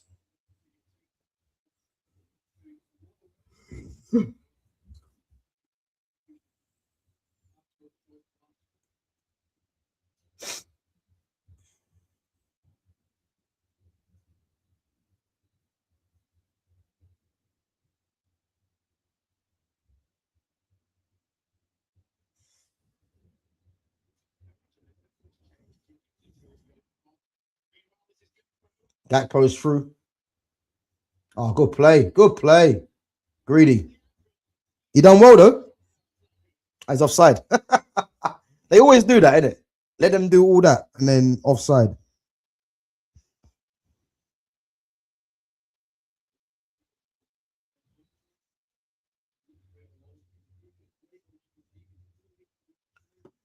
Man, like Cody.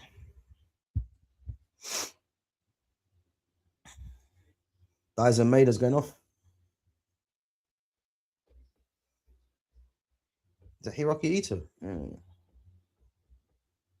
Oh no, Jay Ito.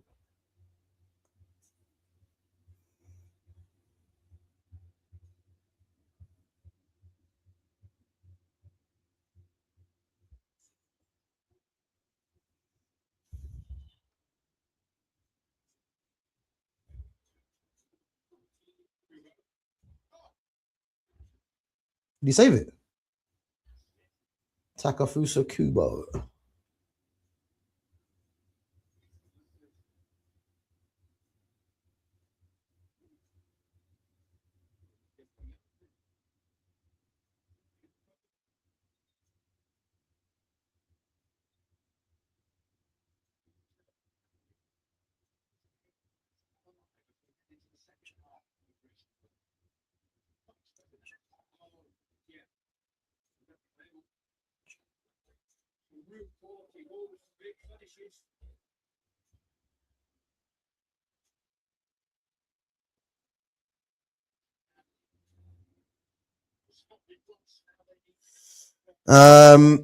Bowen's not dynamic enough, and I spoke about Antonio Nusa in January, and I'm sticking by it. Diamandi just shows the level of target Liverpool are looking for currently.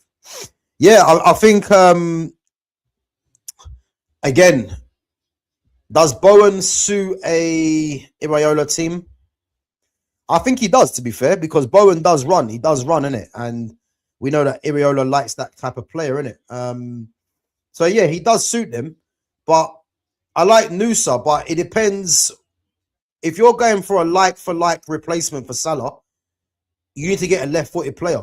So Bowen's left-footed, Minte's left-footed, Dango Utara's left-footed. So if they go for a right-footed player, what that's telling me is that they're going away from what Liverpool used to do, which is why if you're going to get a like-for-like replacement, as I said to you, like, you've got players out there that could be gettable.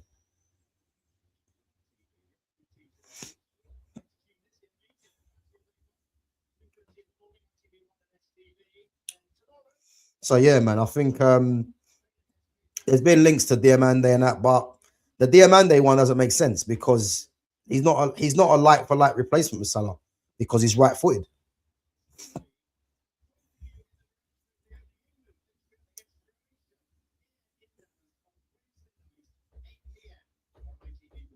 England Croatia Wednesday, 8 o'clock.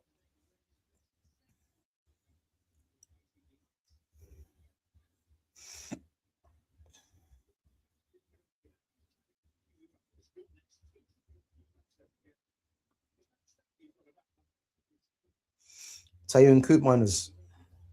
I think he goes on for Reinders.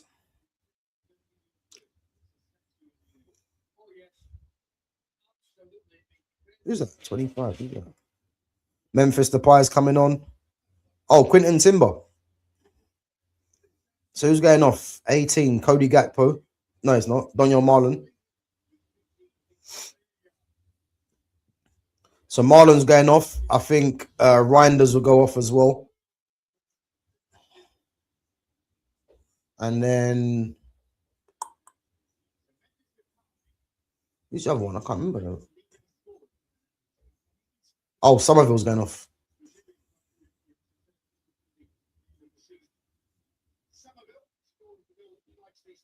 Marlon, Somerville, Reinders, yeah.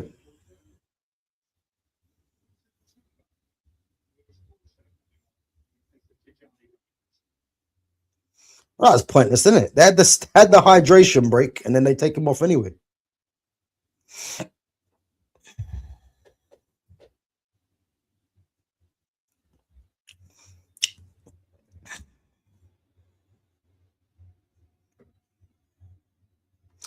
Also, do you think Man United made a mistake sacking Amorim?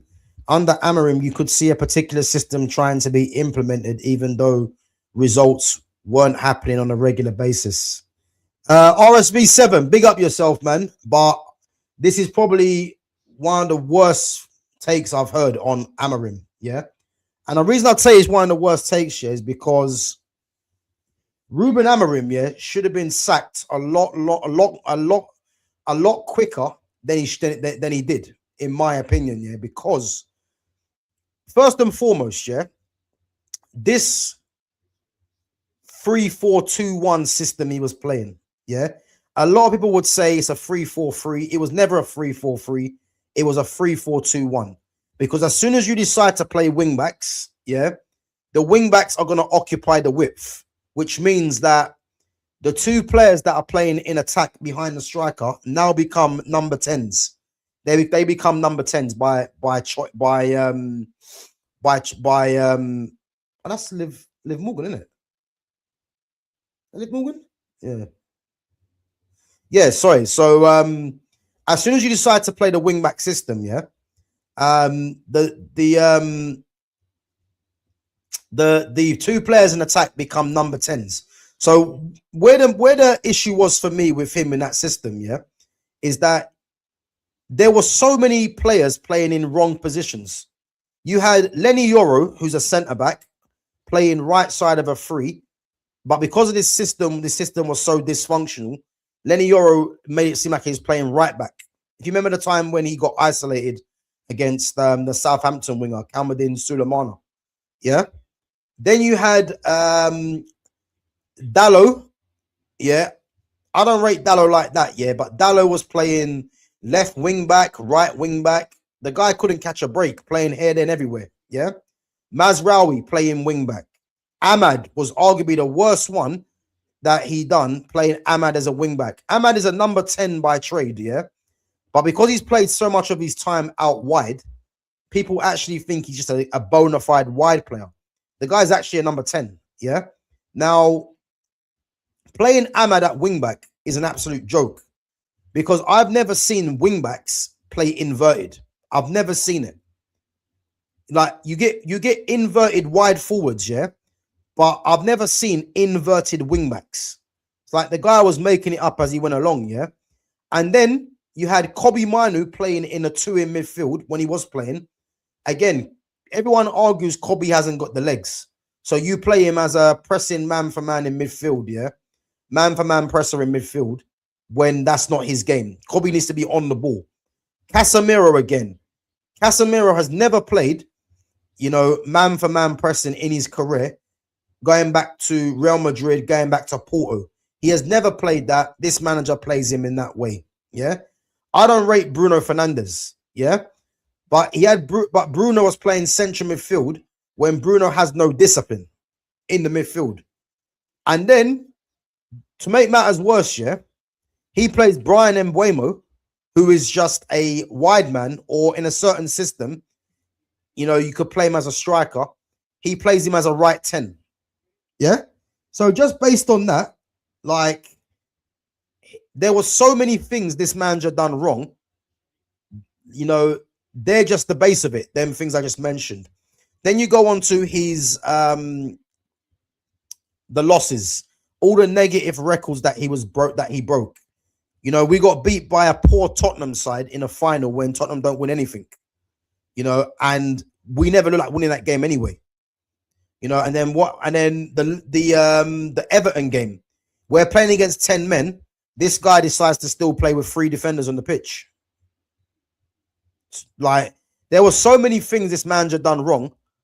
Like, it became laughable in the end, absolute laughable. So, to be honest with you, he wasn't implementing anything. He wasn't. The longer he was there, yeah, the worse it would have got, 100%. Because even if you look at a lot of the games that we actually won, yeah, we were fortunate to win a lot of them games. I watched every game. Like, we were fortunate to win. You know, so yeah, listen, there was nothing he was implementing. It was quite clearly he was out of his depth.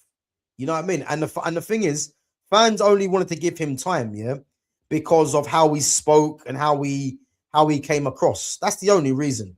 The reality is he failed and he should have been sacked long time ago. I would have sacked him after the Tottenham game when we got embarrassed. It's that simple, man.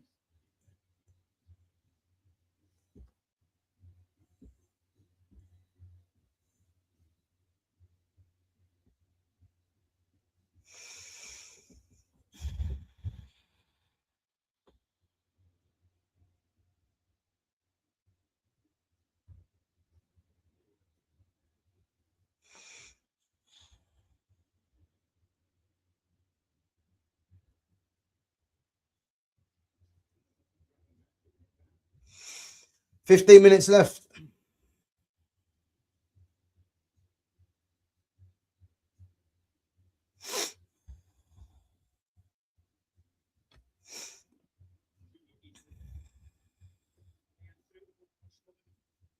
Oh yeah, Tommy, that's yeah. But funny enough, our underlying stats were decent in terms of XG, PPDA, touches in opposition box, shots on target.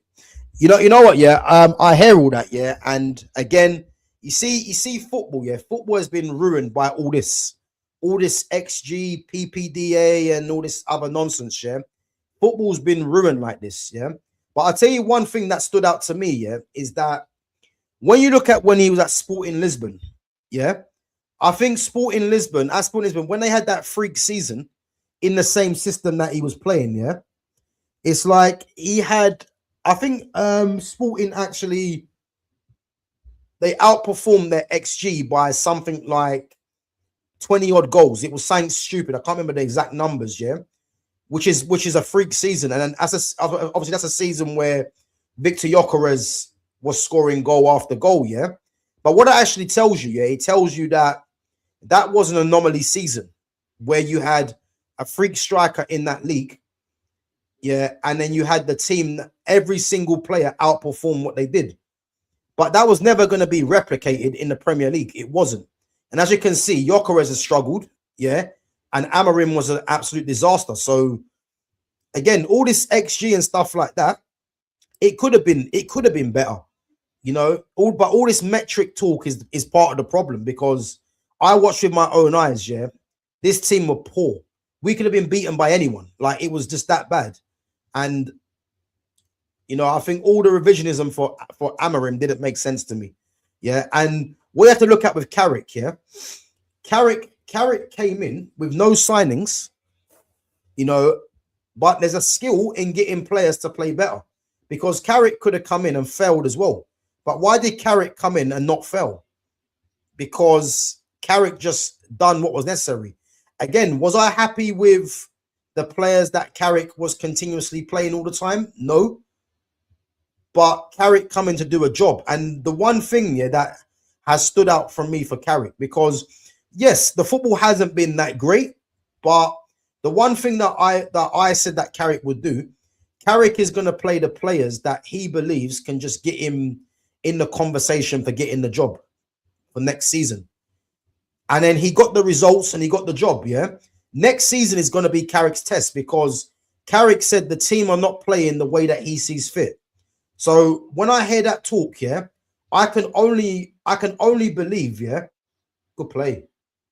I can only believe next season we're buying more dominant possession-based dominant players, yeah, and no, good play. Yeah, we're buying more possession-based players for one, and I expect off of that, yeah, all of our metrics will be good. You know, that's what I'm banking on. That's what I'm looking at. But to say that Amorim had a better stats and all that, yeah, I mean, he broke all the negative records. That's what we need to be looking at. Like he can have all the XG and that kind of stuff, yeah. All the negative records that have been stood for time, he broke literally all of them. So yeah, man, it's crazy. It's crazy.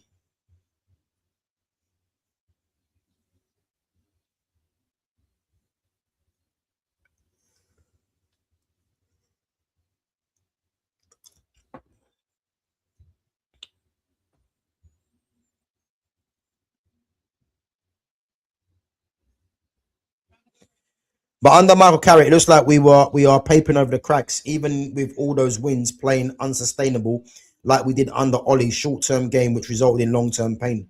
Yeah, listen, bro, I hear that, man, but I'll say it again. Yeah, I believe Carrick just played a team that gave him the best what they call it, the best possibility of getting results and getting into the top four. So for me, as frustrating as it was in terms of sometimes the play or some of the players that continuously kept playing, you cannot say anything other than Carrick completed his job. Like, it's just that simple. Carrick set out what he had to do in it. You know what I'm trying to say? So where he gets judged is next season, you know. And as I say, if we're playing the same way next season, yeah, I'll be the first one to say, yeah, I'm not happy with this. I will, because I've been watching Man United all my life, yeah, and I just want to see some good football. I want to see the best players play, the most technical players play, and we play some good football. So if we're playing the same way next season with better players, I'll be the first to say this ain't good enough, yeah.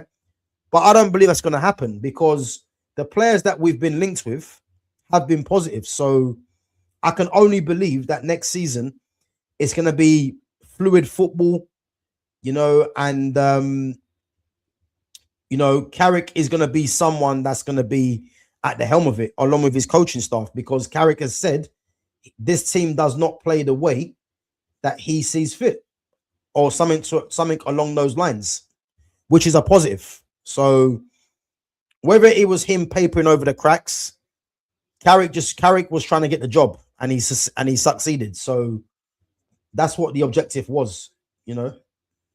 So let's wait and see, man. Let's wait and see. But I'm optimistic. You know, I'm optimistic.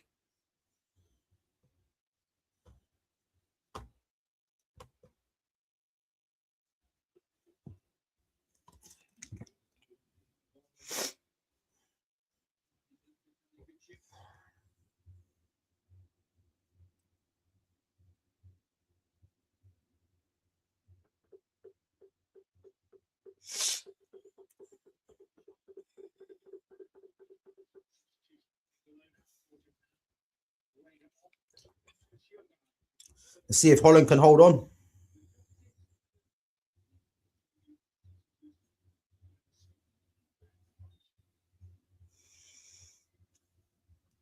Fairs, but I don't hate Amorim the way I hate Ten Hag.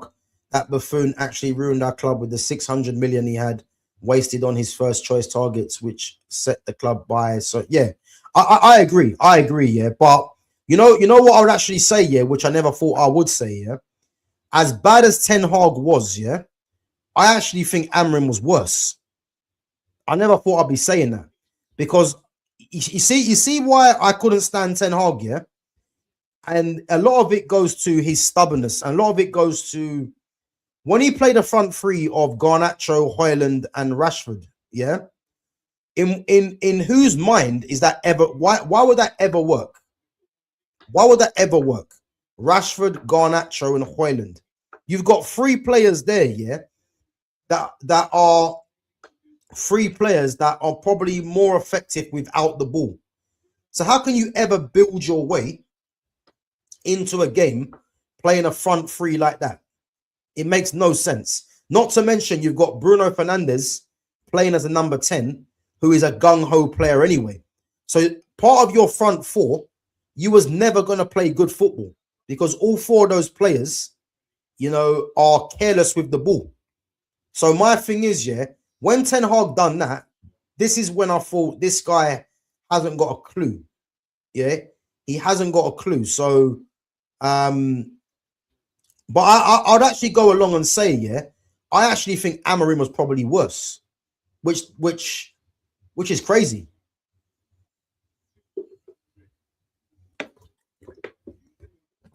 It's actually crazy, but I actually think Amorim was worse.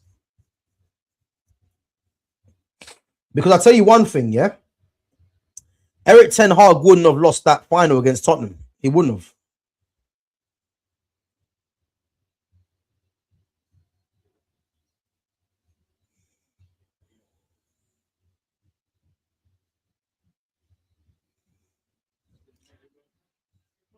Oh, unlucky.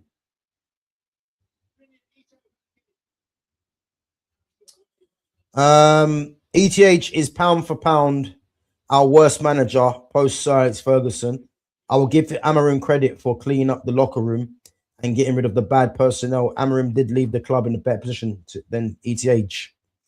I disagree with that, man. I disagree with that. Again, big up for your comment, man. But I'm just not of the opinion to give Amarim credit, not one bit, because people can say that Amarim cleaned up the locker room. Yeah, I mean, him getting rid of Garnacho and players like that, them things are not really hard for me because Garnacho was never good. He was never good.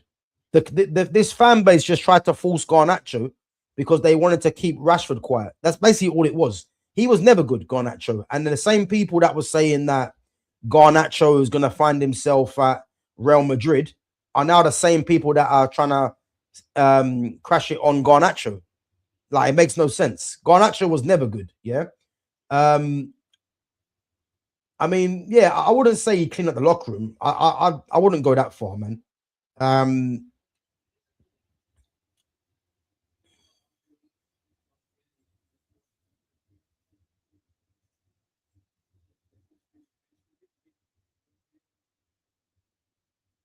Yeah, I wouldn't go that far.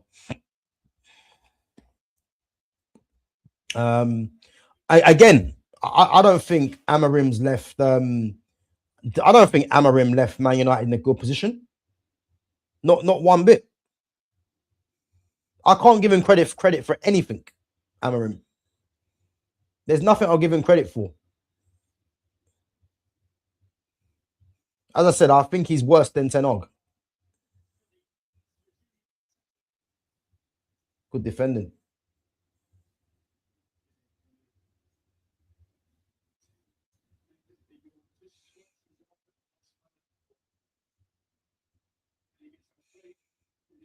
Three minutes left, guys. Make it two.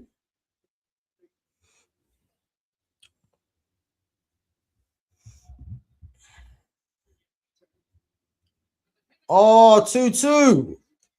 Header. I told you about Japan. I told you about Japan. Japan are a problem. 2-2. I told you Japan are a problem. I swear Japan, yeah, are undefeated as well in quite a few games.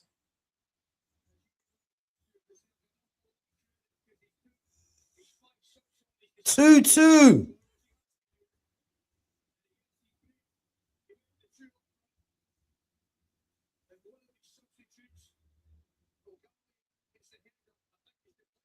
Let me see this. Van Dijk missed the header.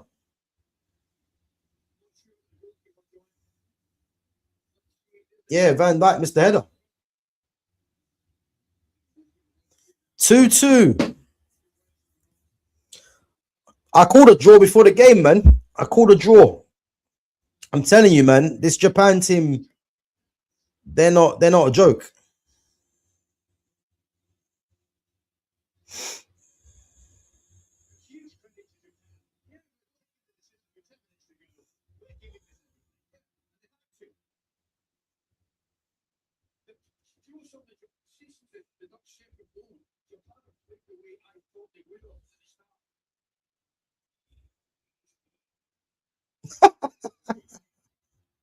Referee just floored him.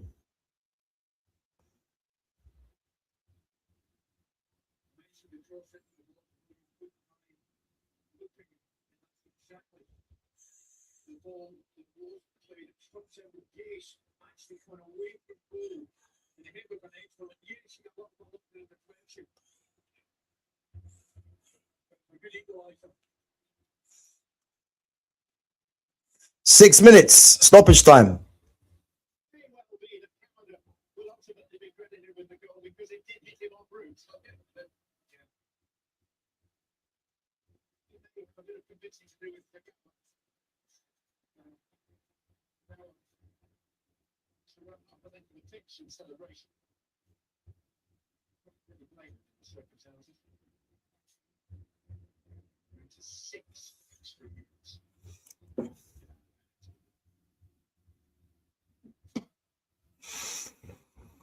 Guys, what you made of this game so far then?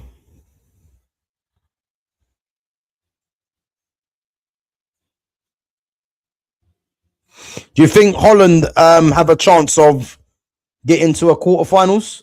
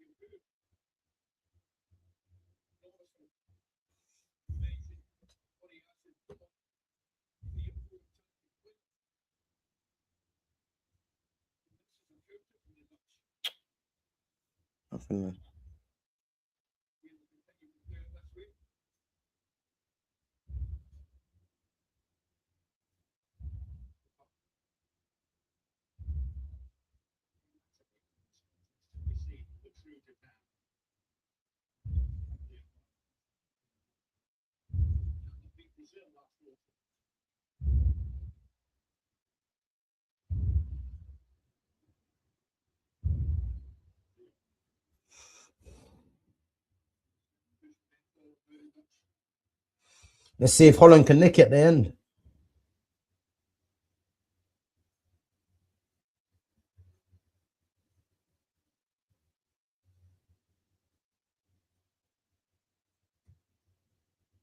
Good ball.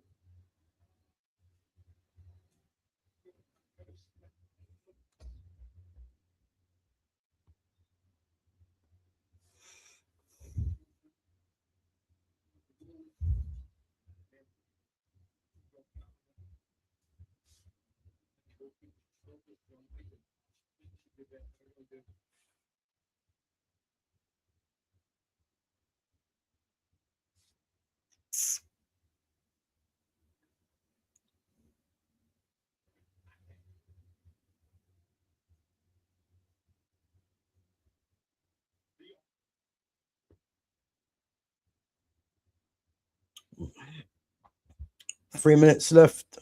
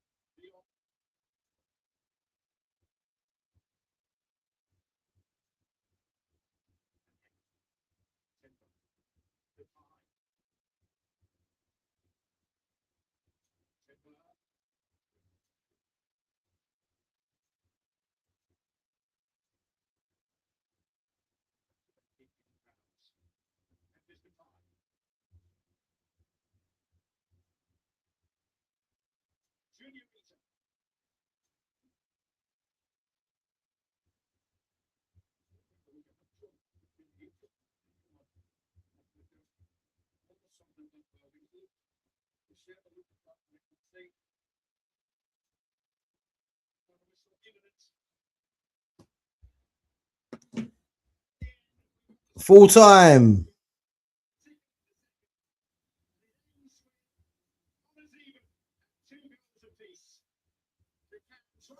Full time, guys. There you have it. 2-2. I did predict that as well, you know. I did think it would be like a draw because, yeah, Japan, man, they're going to cause problems in this tournament. I see Japan getting out this group as well, you know. I mean, I can't remember who's in this group. Netherlands, Japan. I can't remember who's in the group. But yeah, they're going to be a tough team to beat, man. But I think in the end, probably a fair result, you know, probably a fair result. And yeah, man, we'll have to see what happens for next game for both teams. But yeah, man, both teams, man, they're well, I'll definitely say Japan, man. They're going to be a tough team to beat. I think Holland will be disappointed. You know, they probably thought that they probably done enough, but happens, innit? But guys, big up yourselves for coming on each and every time. I'm gonna be live, guys, back tomorrow. Let me just check what time I'm back tomorrow. So yeah, I'm gonna be doing the Belgium and Egypt game. So Kevin De Bruyne versus Mo Salah, the two captains for their teams. So yeah, I'm gonna be doing that game. So that's at 8 p.m. Tomorrow, and then France Senegal on the 16th. And then England, Croatia, 17th. So, so yeah, guys, back tomorrow for Belgium, Egypt at 8 p.m. Again, if there's any Man United news, I might do a reaction to that. But yeah, keep your eyes peeled anyway for when I go live. And yeah, make sure you smash that like button on your way out as well. And make sure if you're new in there, you sub to the channel. And yeah, as I said, man, 2-2, Netherlands, Japan. Not really a surprise, you know, two decent teams. But yeah, man, I think both teams will probably be satisfied with that in the end. But yeah, we'll wait and see. But yeah, guys, back tomorrow, as I said, 8 p.m. for the Belgium versus Egypt. Big up yourselves for coming through each and every time. And yeah, make sure you smash the like button on your way out. Make sure you sub if you're new. Make sure you share the channel as well and hype the channel. And yeah, I'll catch you guys tomorrow. Take it easy.